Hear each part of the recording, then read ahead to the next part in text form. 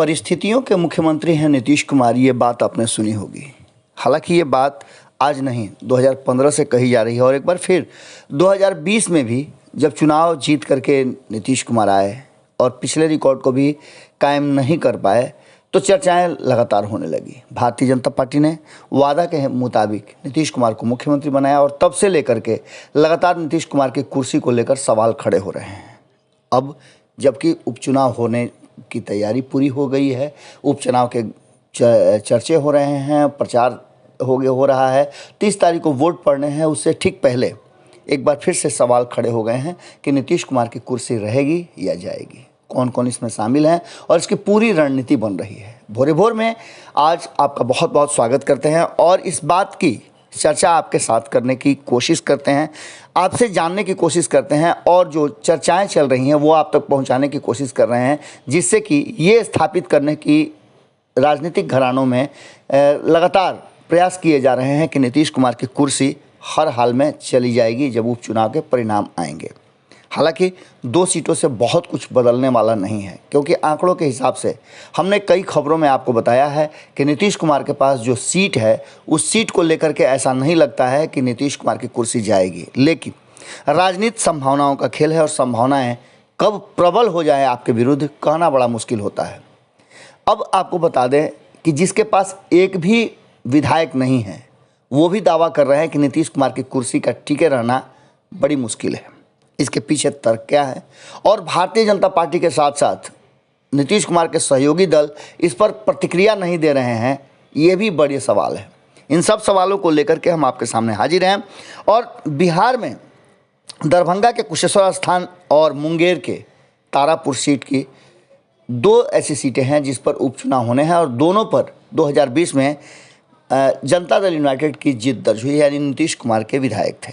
दोनों विधायक के इंतकाल के बाद उपचुनाव हो रहे हैं। अब इन सारी बातों को लेकर के जहां आपने सुना होगा, हमने आपको जनता दल यूनाइटेड और आरजेडी के बीच के टसन को दिखाया था, कांग्रेस उसमें शामिल है, इसके साथ साथ एलजेपी ने अपने उम्मीदवार उतारे हैं। हालांकि इस बार पहली बार ऐसा हुआ है कि उपचुनाव में इतने सारे क्षेत्रीय दल, इतने सारे राजनीतिक दल जो मान्यता प्राप्त हैं वो होते हुए चुनाव में बहुत कम दलों ने इस बार हिस्सा लिया है।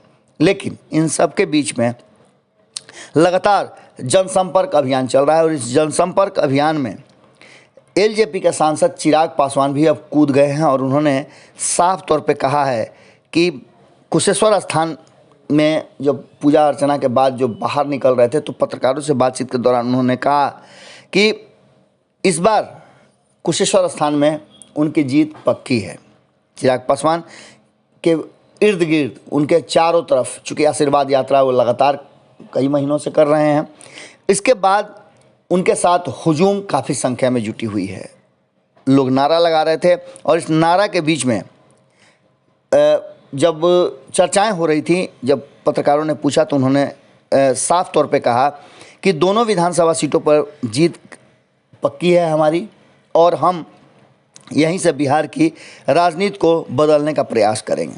उन्होंने अपनी पार्टी के प्रत्याशी अंजू देवी को कुशेश्वर स्थान सीट पर जिताने की अपील की और कहा कि मौका दे करके देखिए, बिहार को बदलने का हम प्रयास करेंगे। इससे पहले आपको हमने बताया था कि किस तरह से तारापुर में डेरा डाल दिए हैं तेजस्वी यादव, मछली तक मार रहे हैं और वहाँ के लोगों के साथ घुलने मिलने का प्रयास कर रहे हैं। इन सब के बीच में मीडिया से बातचीत करते हुए चिराग पासवान ने कहा कि मुख्यमंत्री नीतीश कुमार पर जो वादे तोड़ने का आरोप है, जो पिछले 16 साल से बिहार को बर्बाद करने का जो काम है वो नीतीश कुमार ने किया है, सामंजस्य की कमी है और वो केंद्र के साथ समायोजन करके सरकार नहीं चलाते हैं, केंद्र की योजनाओं को वो छोड़ देते हैं। इतना ही नहीं, उन्होंने कहा कि मैंने तो पहले भी कई बार विरोध किया है और कई बार नीतीश कुमार की नीतियों को हमने स्पष्ट तरीके से कहा है कि नीतीश कुमार की नीतियां सही नहीं हैं।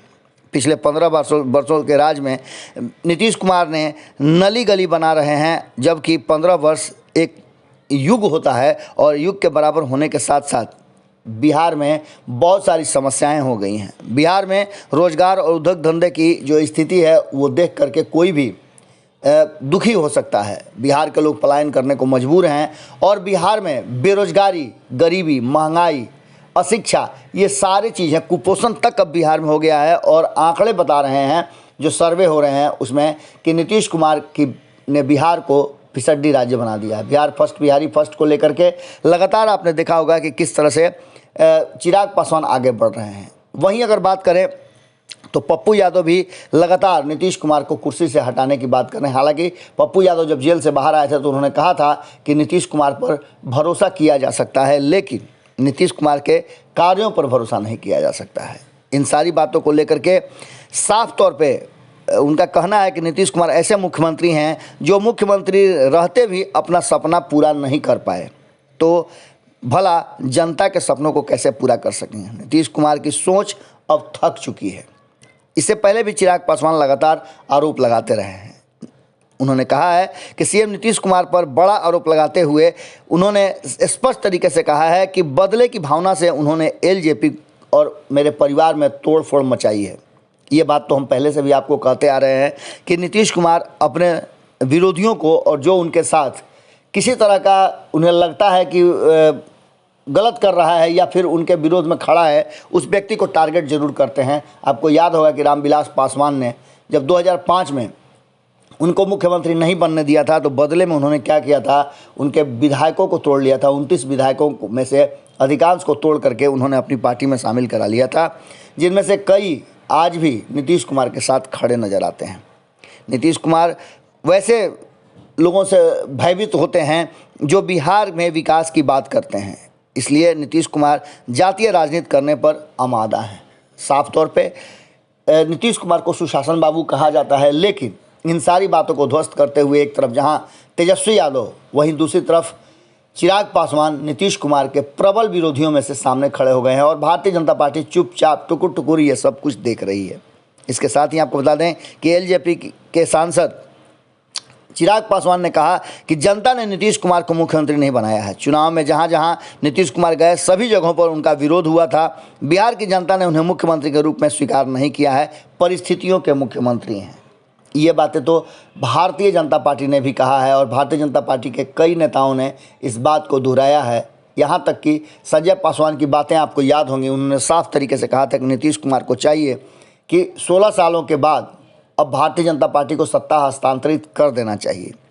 नीतीश कुमार लालच और किसी के आशीर्वाद और परिस्थितियों के कारण मुख्यमंत्री बने हैं, ये चिराग पासवान का कहना है। चिराग पासवान ने कहा है कि बिहार की दोनों विधानसभा सीटों के उपचुनाव में उनके उम्मीदवार की जीत पक्की है और नीतीश कुमार की उल्टी गिनती यहीं से शुरू हो जा रही है। ये बातें हमने आपको बताया था कि मनोज झा ने भी कहा था और तेजस्वी यादव तो पूरी तरह से डेरा डाल दिए हैं। अब बात करें तो कांग्रेस भी पूरी तरह से, पूरी ताकत से नीतीश कुमार को कुर्सी से हटाने के लिए तैयार है। हालांकि इन सारी स्थितियों को अगर देखें तो पप्पू यादव ने भी अपने उम्मीदवारों को जीत का दावा किया है। अब इन सारे दावों के बीच जो सीधी टक्कर है, जो आंकड़े बता रहे हैं, उसके अनुसार लग रहा है कि कहीं ना कहीं नीतीश कुमार और तेजस्वी यादव के इस सीधी टक्कर में एक बात तो तय नज़र आ रही है कि जीत किसी की भी हो, लेकिन नीतीश कुमार का जो कुर्सी है वो कहीं ना कहीं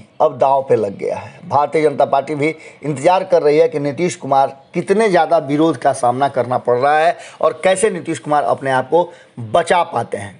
भारतीय जनता पार्टी ने तो और कई ऐसे मुद्दे हैं जिसको लेकर के नीतीश कुमार के विरुद्ध ही अपने मोर्चे खोल दिए हैं। जहां एक तरफ नीतीश कुमार विपक्ष के साथ केंद्र सरकार को, नरेंद्र मोदी को घेरने की कोशिश कर रहे हैं, वहीं अब नरेंद्र मोदी की टीम जो बिहार की है और केंद्र की है, दोनों पूरी मजबूती के साथ नीतीश कुमार का विरोध होता देख रही है और अवसर का इंतजार कर रही है। देखना होगा कि ये अवसर क्या उपचुनाव के बाद आता है, जिसमें भारतीय जनता पार्टी को भी ऐसा लगता है कि नीतीश कुमार को मुख्यमंत्री बनाए रखना अब संभव नहीं है। नीतीश कुमार की कुर्सी पर धीरे धीरे दबाव बढ़ता जा रहा है और ये दबाव कब तक नीतीश कुमार बर्दाश्त करेंगे, ये भी एक बड़ा सवाल है। हालांकि नीतीश कुमार की टीम पूरी मजबूती के साथ नीतीश कुमार को मुख्यमंत्री बनाने के लिए जुटी हुई है, क्योंकि नीतीश कुमार के मुख्यमंत्री बने रहने में ही जदयू के नेताओं का अपना अपना स्वार्थ सिद्ध होता है और फिर सत्ता में रहने का उनका सफ़र भी लगातार निरंतर जारी रहता है। ऐसी परिस्थिति में देखना होगा कि लालू प्रसाद की चुप्पी, तेजस्वी यादव का टशन और चिराग पासवान का जो हिम्मत है, धैर्य है, वो कितना ज़्यादा मजबूत होता है। क्या इन सब को भारतीय जनता पार्टी पीछे से बैकअप कर रही है, ये भी एक बड़ा सवाल है। इन सारे सवालों के साथ हम आपको छोड़कर जाते हैं। यदि आपके मन में कोई विचार है तो ज़रूर लिखिएगा, क्योंकि आपके विचार बहुत ज़रूरी हैं। भारत लाइव आपके विचारों को पढ़ता है, आपके कमेंट को देखता है और देखने के बाद प्रतिक्रिया भी देता है। बहुत बहुत धन्यवाद। आज के भोरे भोर में आपसे विदा लेते हैं। नमस्कार। अगर ये वीडियो पसंद आई और वह बिहार के राजनीति और बिहारियत से सरोकार रखेनी तो सब्सक्राइब बटन दबा के चैनल के सब्सक्राइब कर ली। ओजे एगो घंटी बा, ओकरा बटन दबा देला से कुल सटीक और मारक खबर रुआ मुफ्त में मिल जाई। अगर रुआ पत्रकारिता के हमनी के नया प्रयोग में सहयोग कर चाहतानी तो ज्वाइन बटन दबा दी। पेटीएम नंबर नोट कर ली 9386816700। धन्यवाद।